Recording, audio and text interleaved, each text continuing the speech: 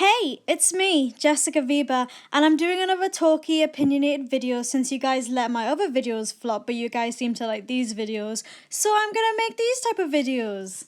Now, correct me if I'm wrong, I usually see these type of videos in the Drag Race community and not much the K-pop community, but in the Drag Race videos, they would put up a hypothetical situation saying, what if Alyssa didn't get eliminated? I want to put like a K-pop take on that.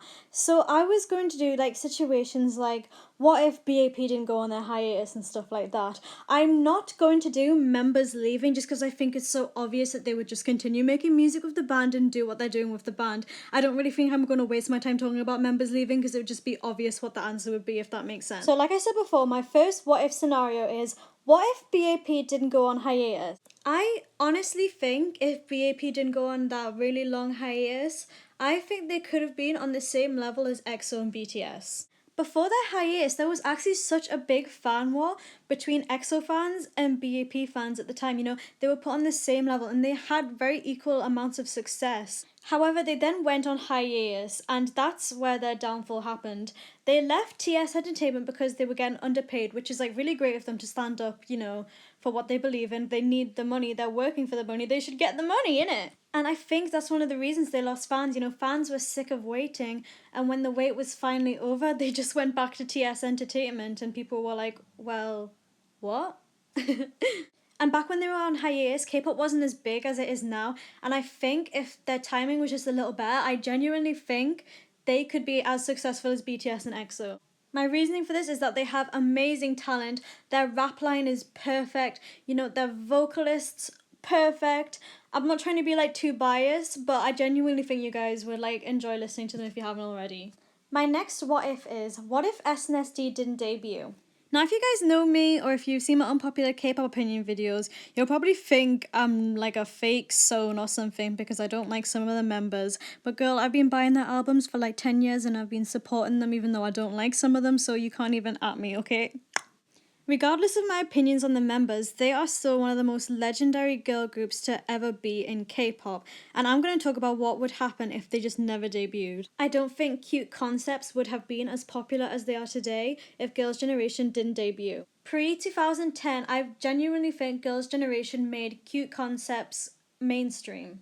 And it's not just Cute Concepts either. I think SNSD have set inspiration for a lot of different girl group concepts. I think if SNSD didn't debut, the top girl group in Korea would be 21 or the Wonder Girls or maybe even FX, who don't really do concepts like SNSD. Now, I'm not trying to say those three groups are bad, and I'm not trying to say that all girl groups are like copying SNSD, which isn't the case, but I genuinely think that if SNSD weren't around, there would be a lack of concepts because SNSD just came up with so many different concepts, and I think we'll have to thank them for that. So everybody say, thank you, Girls' Generation! My third what if scenario is, what if Minzy didn't leave 21? I know what you guys are thinking. You guys are like, Jessica, you just said you weren't going to talk about members leaving.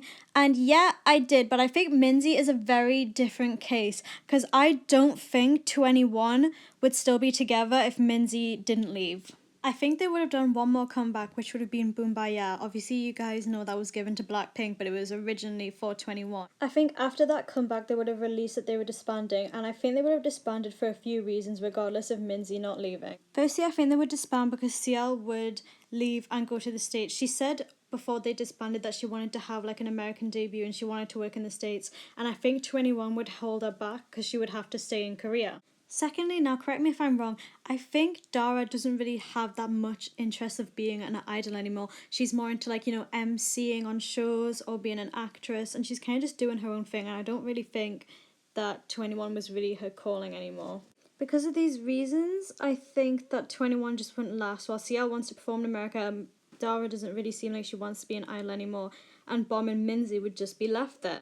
I feel like YG doesn't want to give Bomb work either, just because netizens unjustly hate on her, even though she's precious and I love her. And lastly, if Minzy was to stay in YG, I think it would be a pretty much similar situation as when she was in 21. I don't think she would get any solo work or anything, and I think, you know, she would just be in YG's dungeon where Blackpink and everyone else is.